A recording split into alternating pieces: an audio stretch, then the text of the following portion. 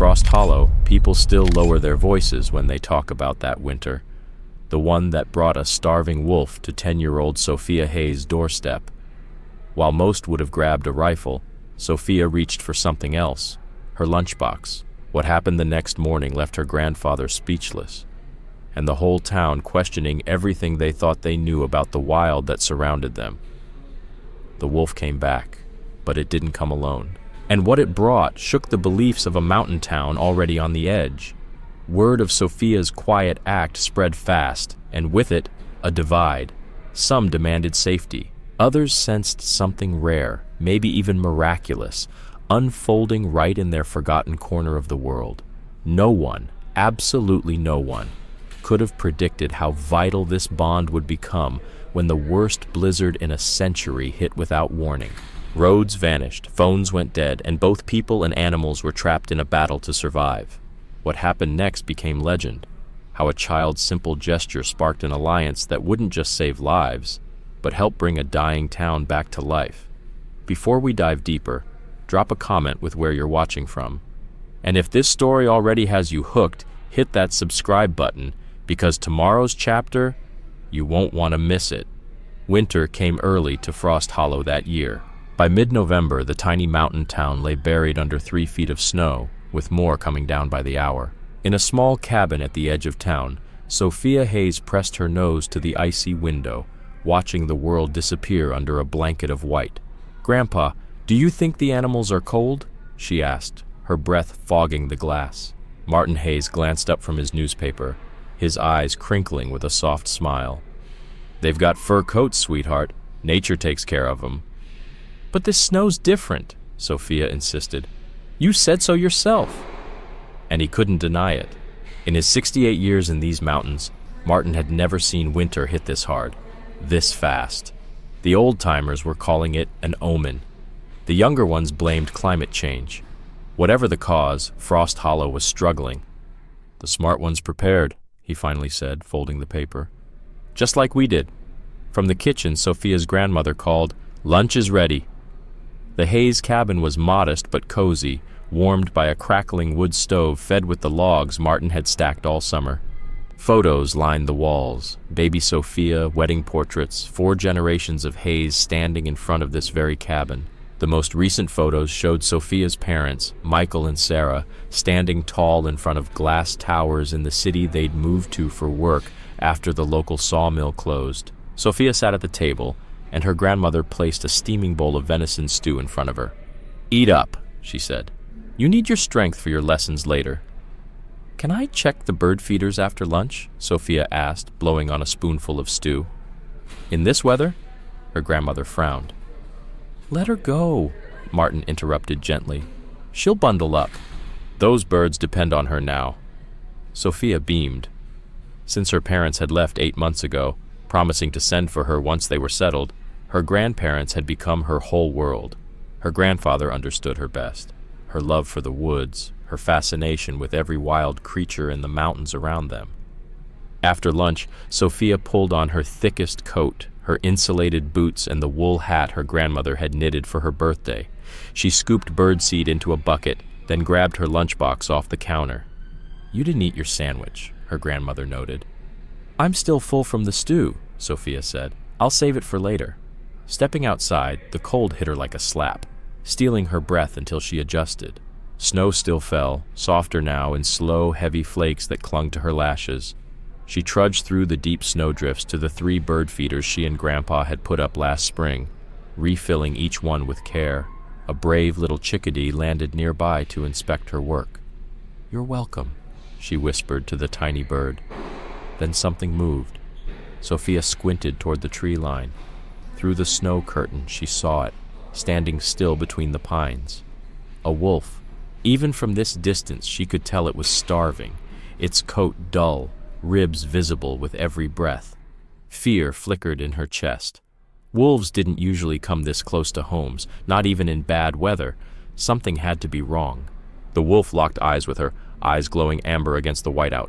It stepped forward, then froze, unsure. Sophia remembered her grandfather's warnings. Never approach a predator. Always respect the wild. But she also remembered something else he'd taught her. about compassion. Not quite sure why, Sophia unzipped her lunchbox and slowly pulled out the sandwich her grandmother had made. Thick slices of homemade bread, wrapped in hope. Sophia carefully opened her lunchbox, pulling out the leftover roast beef sandwich. With deliberate movements, she placed it on a flat rock by the bird feeders and backed away slowly. "It's okay," she whispered, though she knew the wolf couldn't understand her words. "You need this more than I do."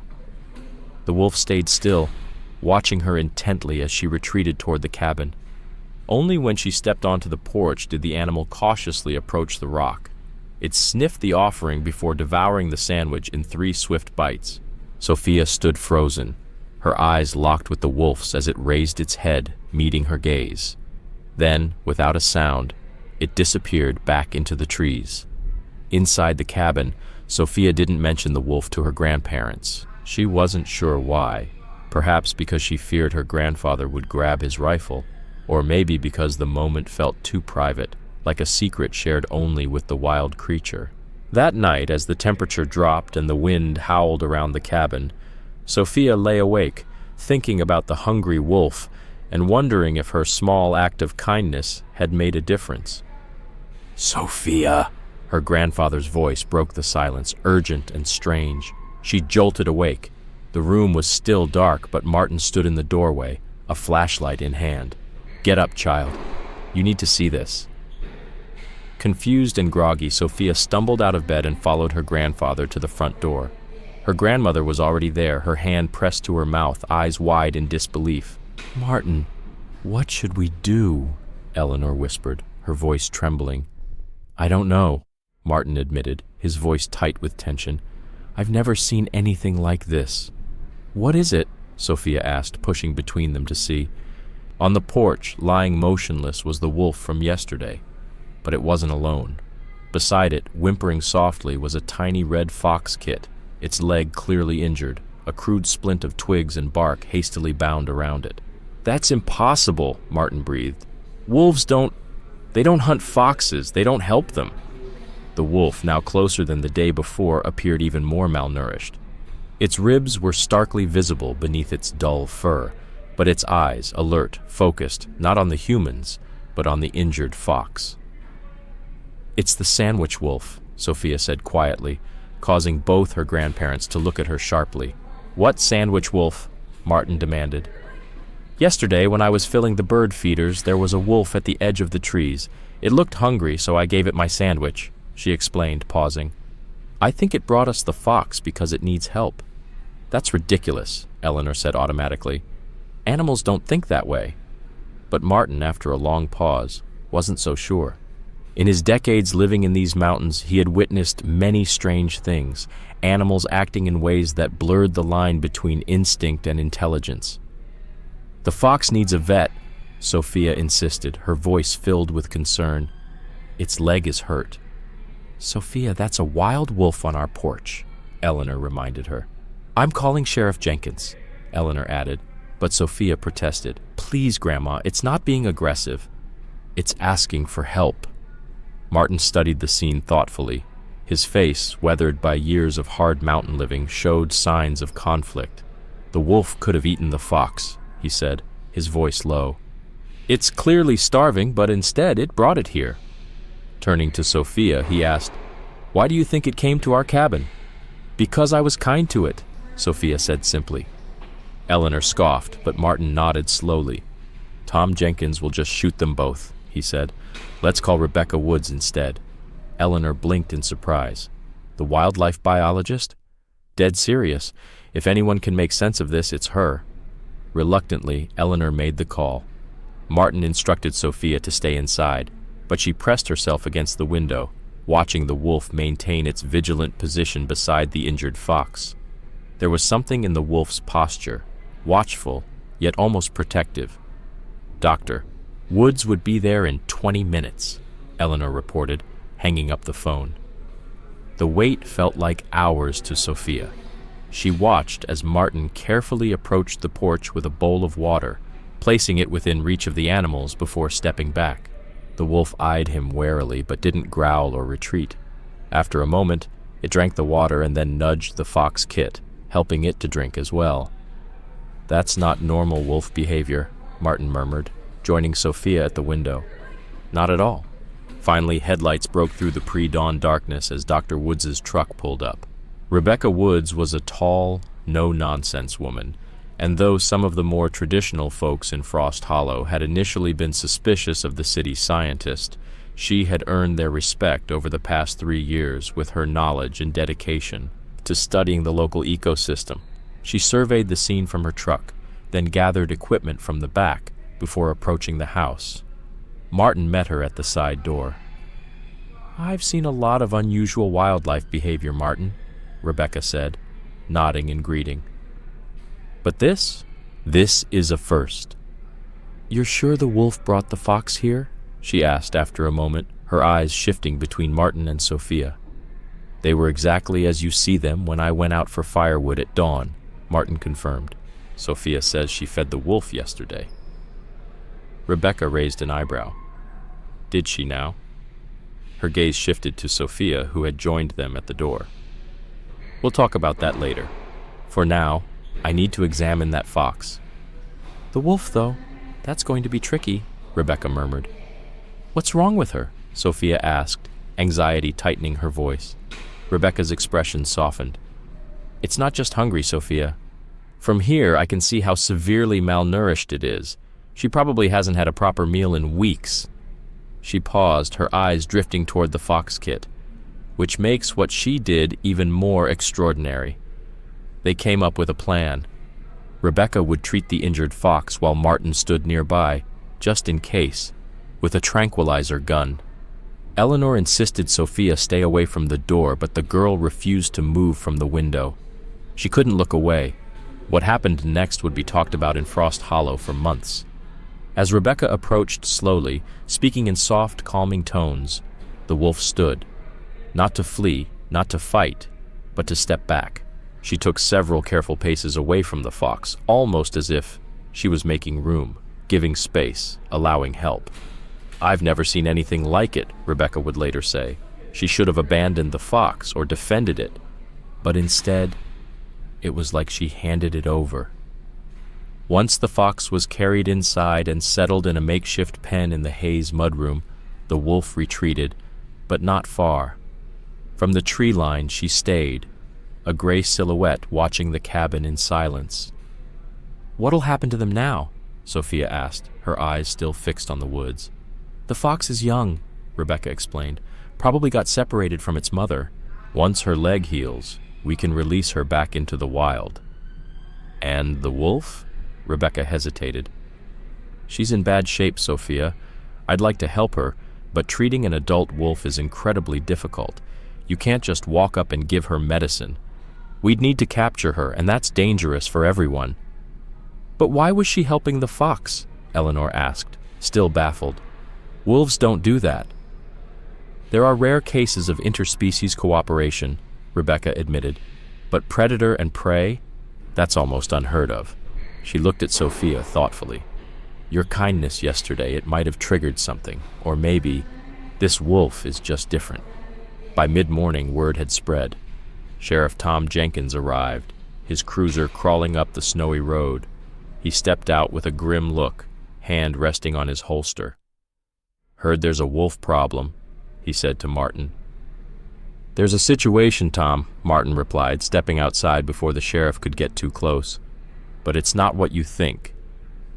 As Martin, Rebecca, and the sheriff spoke in hushed tones on the porch, Martin urging caution, Jenkins pushing for action, Sophia pressed herself against the window, searching the tree line. The wolf was still there.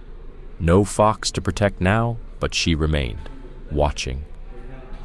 "I'm going to call her Echo," Sophia whispered, not knowing why the name came to her, only that it felt right, like an echo of something ancient and wild that had found its way to her world.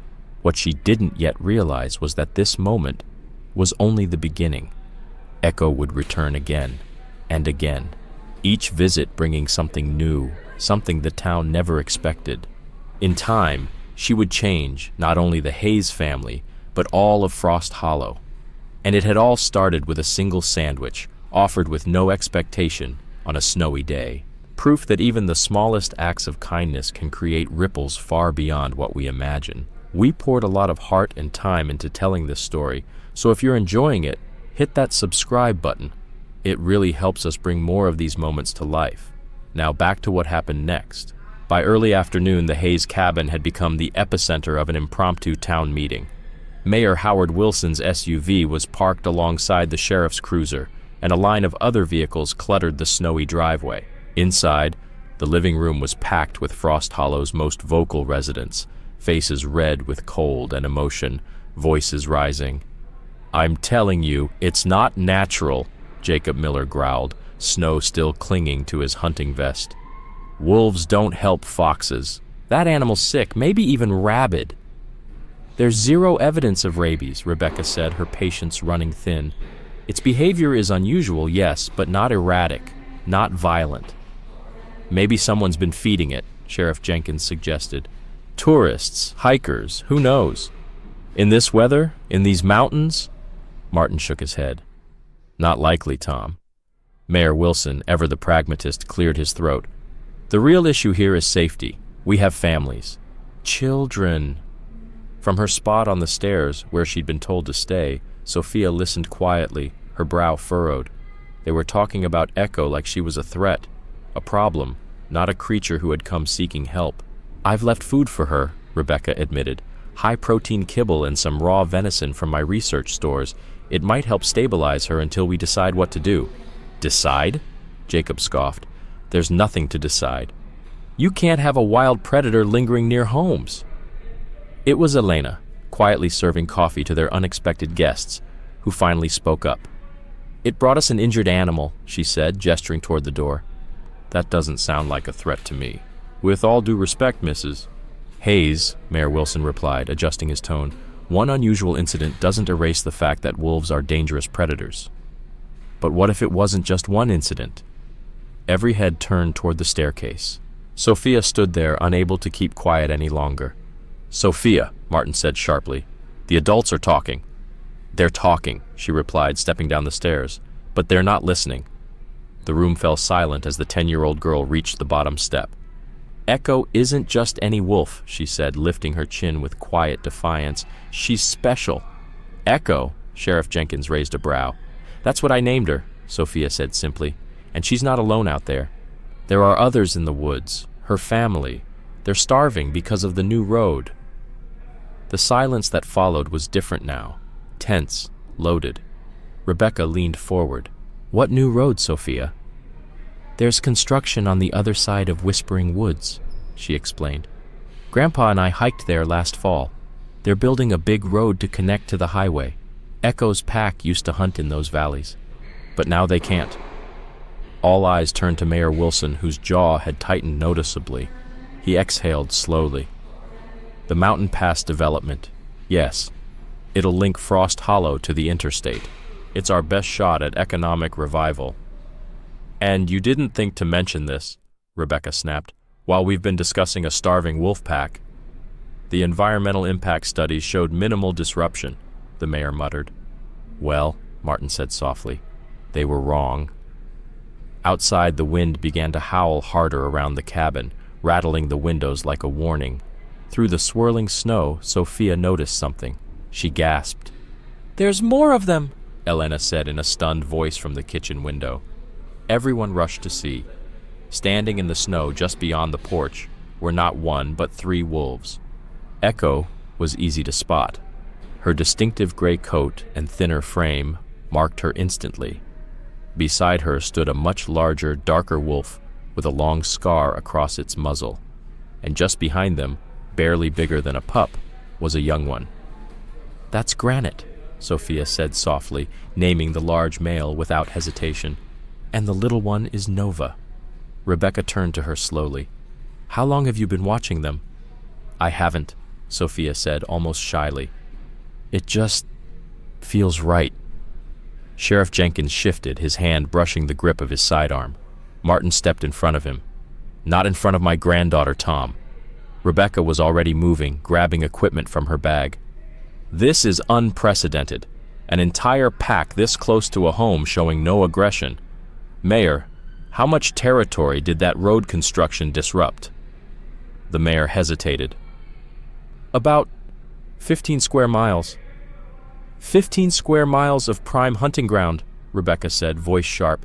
No wonder they're starving. The room erupted again, voices rising, opinions clashing, but Sophia was already pulling on her coat and boots. Don't you dare, Elena warned, spotting her, but the girl was already out the door. She moved with purpose, carefully, slowly. The wolves saw her, their ears perked, bodies tensed, but they didn't growl. They didn't run. Get back here this instant, Elena's voice cracked with fear. Inside, panic spread. Jenkins and Jacob moved for the door, but Martin and Rebecca blocked them. Wait, Rebecca commanded. Look at their body language. They're not threatening her. Outside, Sophia stood in the snow just a few feet away. Echo took one step forward, then back, unsure. They're just hungry, Sophia called. That's all. Martin finally stepped onto the porch, calm and steady. Sophia, come back inside slowly. But Grandpa, I can help. And I will help them, he said. But you need to be safe first. Reluctantly, she stepped back inside. Sheriff Jenkins followed onto the porch, hands still near his weapon. Martin didn't flinch. If you draw that gun, he said quietly, our friendship ends today.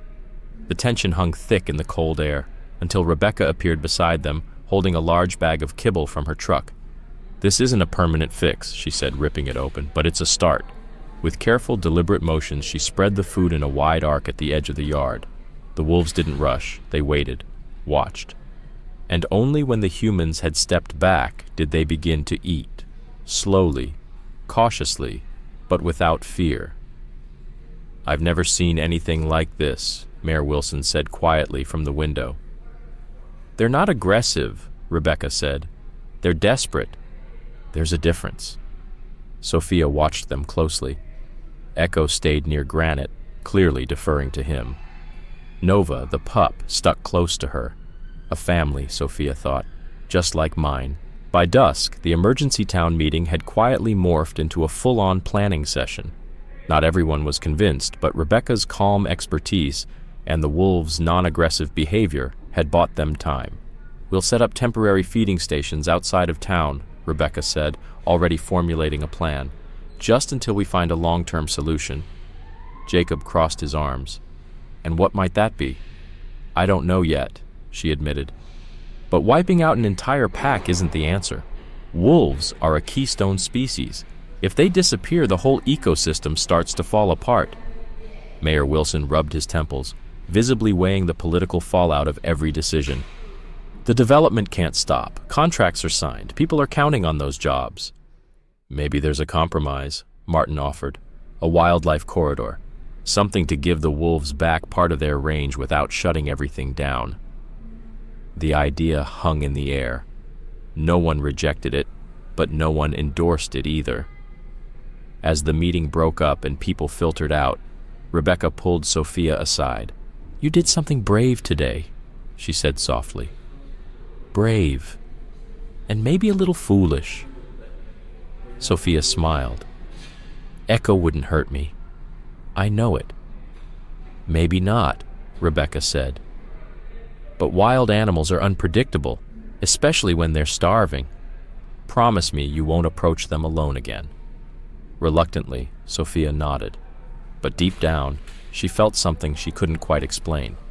Watching Echo and her pack disappear into the snow-covered forest, she knew.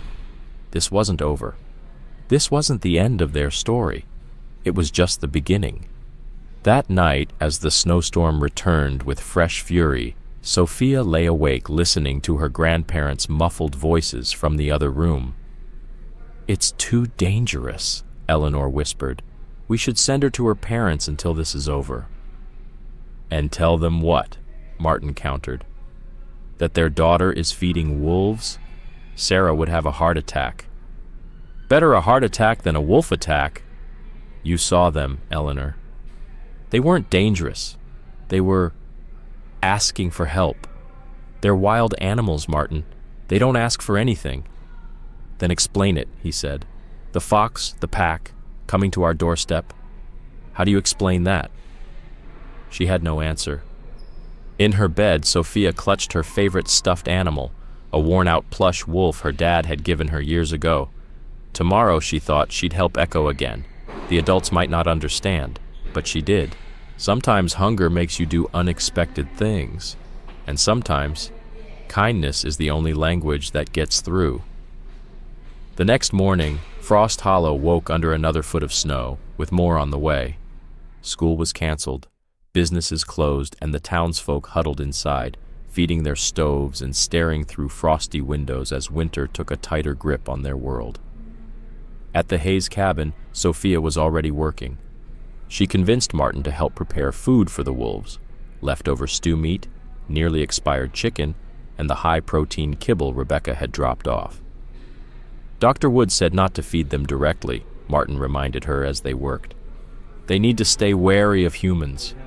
It's too late for that, with Echo, Sophia replied, scooping kibble into a tin. Martin couldn't argue. The wolf's behavior had already defied everything he thought he knew. They loaded up Martin's old pickup and drove as far as the snow would let them, then hiked the rest of the way, pulling a sled loaded with supplies to the feeding platform Rebecca had built at the edge of Whispering Woods. The snow was thigh-deep in places, the cold biting through every layer of clothing. "Your grandmother's going to kill me," Martin muttered, but there was a twinkle in his eye. Truth was, he was just as curious as Sophia. When they reached the platform, they found tracks, paw prints. The wolves had been there, but the food was gone. "They're still hungry," Sophia said, unloading the supplies. "Rebecca can't feed a whole pack forever," Martin said gently. "They need to hunt." "But they can't," Sophia replied, "because of the road." Martin sighed, staring across the white wilderness. "Life's not always fair, sweetheart." As they worked in the silence of the snow-laden forest, Sophia suddenly felt something, eyes on them. She turned slowly. At the edge of the trees stood Echo. The wolf's breath puffed in small clouds. She watched them, unmoving. "Grandpa," Sophia whispered. Martin looked up, then stood straighter. "Keep still," he said softly. "Let her come if she wants to." For a long moment, nothing happened. Then Echo took a step forward. Then another. She didn't come too close, just close enough for Sophia to see her amber eyes clearly. "Hello again," Sophia whispered. To her amazement, Echo sat down in the snow. A simple thing, but it felt profound, so unlike what you'd expect from a wild predator. "She remembers me," Sophia said, smiling. Martin nodded slowly. "It seems she does." They finished setting out the food while Echo remained at a respectful distance, silently observing. When everything was ready, Martin tugged gently at Sophia's sleeve. "Time to go, sweetheart. Let her eat in peace." Sophia turned to leave, but not before glancing back at Echo and speaking just loud enough for the wind to carry her words. "Don't worry, we'll figure this out. I promise." Sophia Hayes never planned to change her town's future. All she did was share her sandwich with a starving wolf. That small act of kindness sparked something extraordinary. The wolf, later named Echo, returned the next day, not with a threat, but with an injured fox, as if asking for help. Sophia's family and their biologist friend Rebecca Woods saw something different in Echo, not just survival instincts, but trust. But not everyone in Frost Hollow agreed. Jacob Miller, a local rancher, was watching. Furious the mayor hadn't acted, he decided to take matters into his own hands. As news of the wolves spread, the town split into two sides, those who saw danger and those who saw something more. Sophia became a reluctant symbol, sharing what she'd experienced. Her connection with Echo challenged old fears. At a heated town hall, she stood up and told her truth. "Echo isn't just a wolf. She remembers kindness. She's doing her part. Why can't we?" The room fell silent. Then nature forced everyone to decide what truly mattered. A blizzard swept through the mountains. Sophia disappeared into the storm, trying to find Echo, injured, lost, and alone. Echo found her instead. Risking her life, the wolf led Sophia's grandfather and even Jacob Miller through the whiteout to rescue her. That night, human and wolf huddled together in a cave, surviving side by side. When they were found, the town saw the truth. These animals weren't threats. They were trying to survive, just like everyone else. The experience changed hearts and minds. 3 months later, Frost Hollow opened a wildlife corridor, designed to let wolves and humans coexist. The once controversial development was redesigned with nature in mind. Jacob Miller, once Echo's greatest enemy, became a guide at the new Wildlife Center, helping others understand the balance he'd once fought against. Sophia still visits the observation platform where she last saw Echo watching from the trees. They no longer need words, just a quiet understanding. A year after that snowy afternoon, Frost Hollow celebrated its rebirth. The town had grown stronger, not just because of roads and jobs, but because one little girl saw hunger and chose compassion, and the wolf remembered.